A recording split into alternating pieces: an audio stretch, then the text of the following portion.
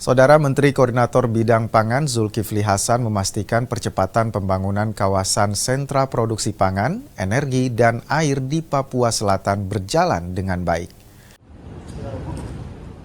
Hal tersebut disampaikan Zulkifli Hasan usai menghadiri rapat koordinasi percepatan program prioritas nasional bidang pangan dan pertanian digelar di Kabupaten Merauke, Papua Selatan. Zulkifli Hasan juga bilang Presiden Prabowo dijadwalkan akan hadir di Papua Selatan pada Oktober atau November mendatang saat panen raya.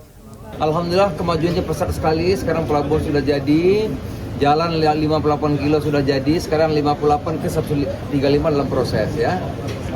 Bandara sedang dalam proses, cetak sawah tahun ini ditarget 10.000, 11.000 ya.